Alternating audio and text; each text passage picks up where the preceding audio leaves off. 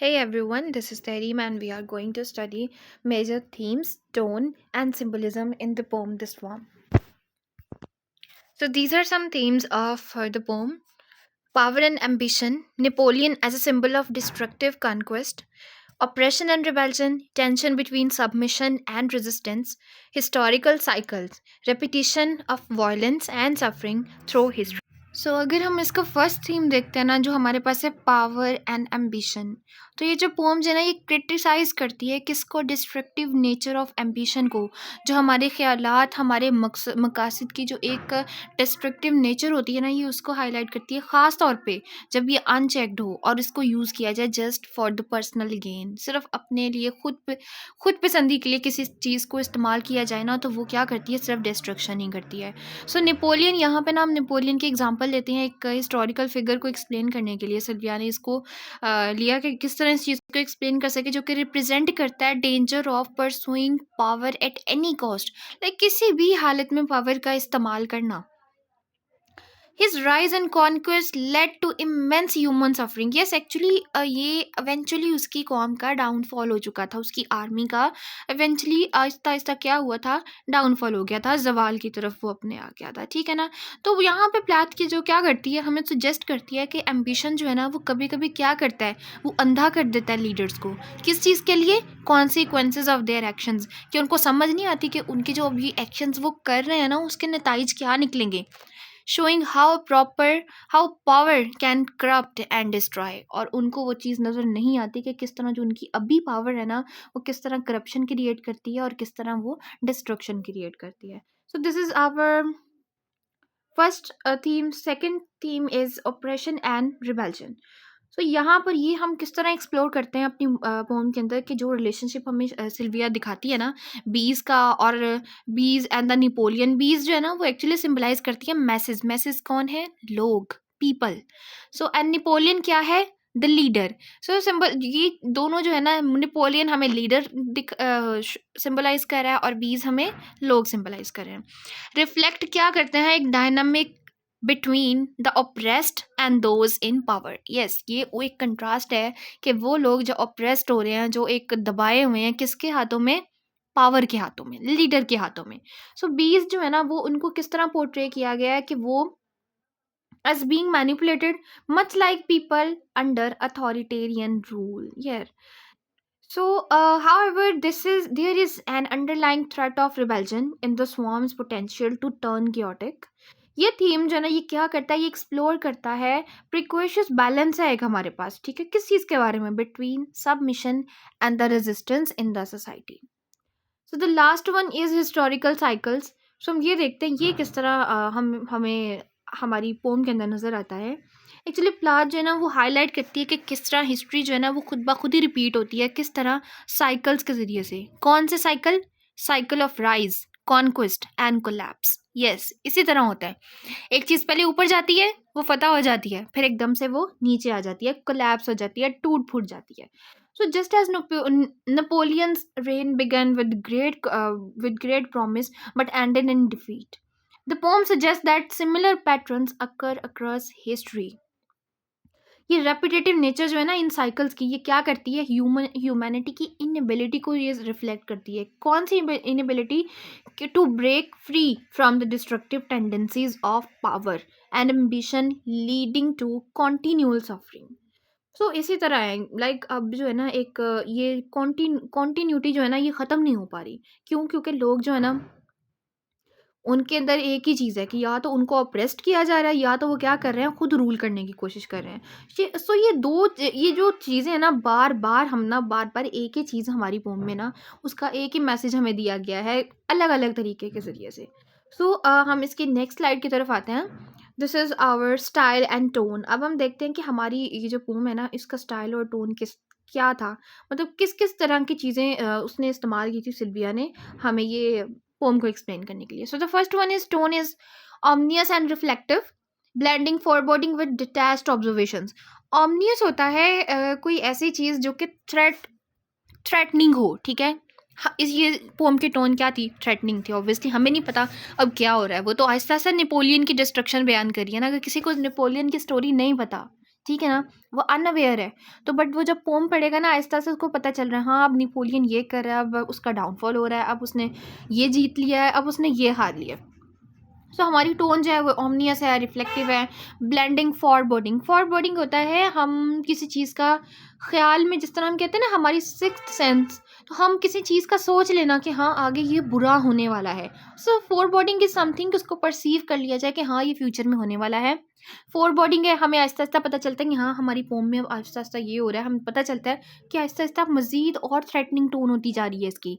With detached observations, detached का word होता है कोई चीज़ अनबैलेंस्ड होना, कोई चीज़ जुड़ी ना होना, सेपरेट हो जाना।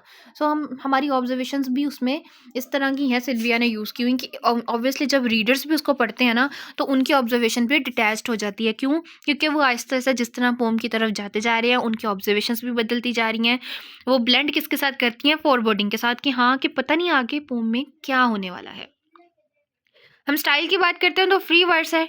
फ्री वर्स होता है जिसमें मीटर और रिदम को फॉलो ना किया जाए, जो कि एक पोम का स्टाइल होता है ना लिखने का, उसको फॉलो ना किया जाए, बट उनको फ्रीली लिखा जाए, जो माइंड में आए उसको लिख लिया जाए। This is what we called free verse.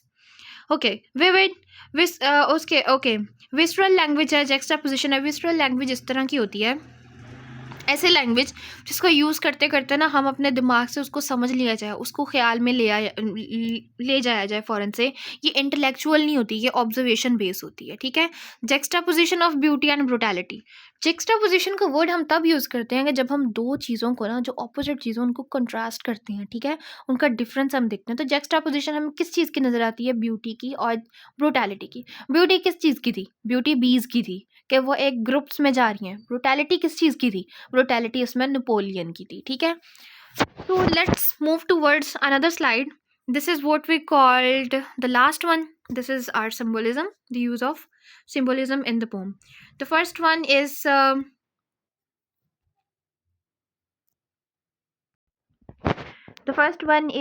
bees, dual nature of productivity and chaos, swarm, collective power and its potential for destruction, Napoleon, a metaphor for toxic ambition and exploitation. अब हम देखते हैं कि बीज को किस तरह किया गया, कि एक्चुअली बीज जो है ना वो ट्रेडिशनल सिंबलाइज करती हैं एक एक कॉपरेशन के सिंबल को, ठीक है। लेकिन इस फॉर्म के अंदर क्या है? They take on a darker meaning, हमने उनको किस तरह लिया है? डार्कर मीनिंग के तौर पे लिया, ठीक है। ये रिप्रेजेंट करती हैं मैसेज को। मैसेज कौन है? लोगों को, जो कि कैपेबल हैं कलेक्टिव एक्शन के लिए, who are capable of collective action but are often manipulated by leaders. So yes, ऐसे ही है। क्या बीज रिप्रेजेंट कर रही हैं? बीज उन लोगों को रिप्रेजेंट कर रही हैं जो इस चीज़ के काबिल हैं कि वो कलेक्टिव एक्शन के तौर पे खड़े हो सकें, किसी चीज़ के बारे में खड़े हो सकें, जिनको आम तौर पे मैनिपुलेट किया जाता है। कौन करते हैं? लीडर्स करते हैं। अगर हम अपने आजकल के दौर में आ जाए ना, तो हमें कौन एक्सप्लॉइट कर रहे हैं? Our politicians. हमारे पॉलिटिशियंस हैं। हम क्या कर रहे हैं? हम रेजिस्ट तो कर रहे हैं, हम कलेक्टिव एक्शन के लिए रेडी तो हैं, हम स्टेप लेने के लिए रेडी तो हैं, बट हमें वो लेने नहीं दे रहे। They are अथॉरिटेरियंस, so they are अथॉरिटेटिव्स हैं वो लोग क्या हैं? वो क्या लीडर्स हैं, मैनिपुलेट कर रहे हैं हमें, ठीक है। जो बीज है ना, बीज की जो ड्यूअल नेचर है, लाइक प्रोडक्टिविटी भी है, ठीक है, येट पोटेंशियल वायलेंट भी हैं वो लोग, ठीक है। वो क्या करते हैं? मिरर्स करती हैं ह्यूमैनिटी की उस कैपेसिटी को, जो कि किस चीज़ के लिए? क्रिएशन के लिए भी है और डिस्ट्रक्शन के लिए भी है। ये भी सिंबलाइज करते हैं कि किस तरह फ्रिगैलिटी जो है ना एक सोशल ऑर्डर की, जो कि क्या करती है? क्विकली डिसइंटीग्रेट कर देती है इनटू chaos. तो next one is the swarm. Swarm जो है ना वो रिप्रेजेंट करता है कलेक्टिव पावर ऑफ पीपल, जब वो इकट्ठे होते हैं। ये एक ऐसी ताकत होती है जो कि क्या करती है?